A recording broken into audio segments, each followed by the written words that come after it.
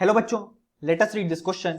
This question says, which of the following compound gives 1,4 dimethyl cyclohexane when undergo catalytic hydrogenation? और हमें चार options option A, B, C and D दिए गए हैं in the form of 4 structures. So इस question को solve करने के लिए सबसे पहले जो की कॉन्सेप्ट रिक्वायर्ड होगा वो होगा कि कैटालिटिक हाइड्रोजनेशन की रिएक्शन क्या होती है. तो इस रिएक्शन के दौरान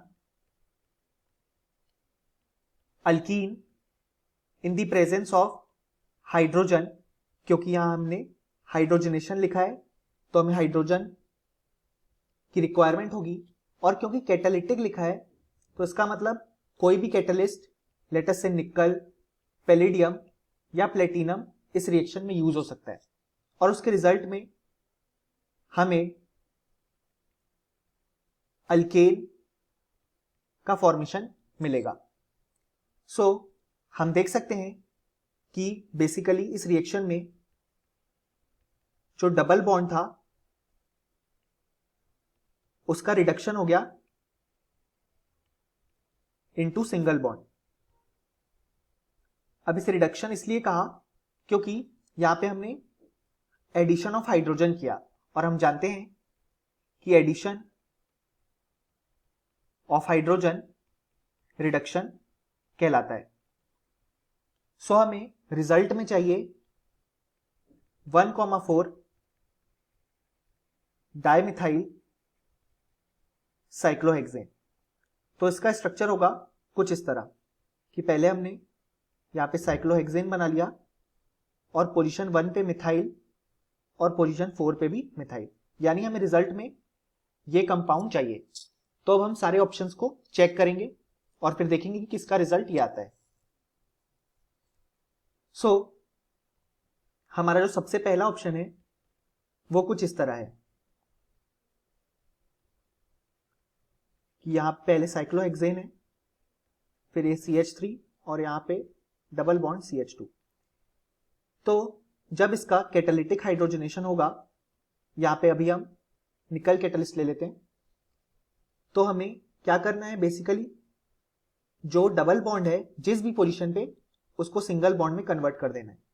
तो हम देख सकते हैं कि ये एग्जैक्टली वही प्रोडक्ट है जो हमें क्वेश्चन में चाहिए. अब हम अपने ऑप्शन बी पे जाएंगे. ऑप्शन बी में कुछ ऐसा स्ट्रक्चर दिया हुआ है कि सबसे पहले तो एक साइक्लोहेक्सेन स्ट्रक्चर बना, यहां पे डबल बॉन्ड, यहां पे सिंगल और यहां पे सिंगल. उसके बाद फिर से हम इसका कैटालिटिक हाइड्रोजनेशन करेंगे तो हमें फिर से डबल बॉन्ड को सिंगल बॉन्ड में रिड्यूस कर देना है. तो डबल बॉन्ड है सिर्फ इस पोजीशन पे, तो यहां पे जब सिंगल बॉन्ड आ जाएगा तो वो कुछ इस तरह ही रहेगा और यहां पे हाइड्रोजन अटैच हो जाएगा जिसको मैं शो नहीं कर रहा.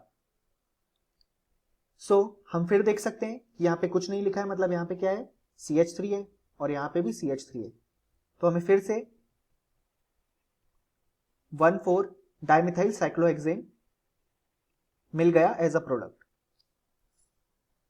नाउ अगर हम अपना ऑप्शन सी देखें तो उसमें कुछ इस तरह का स्ट्रक्चर दिया हुआ है. इस बार डबल बॉन्ड इस पोजीशन पे प्रेजेंट है.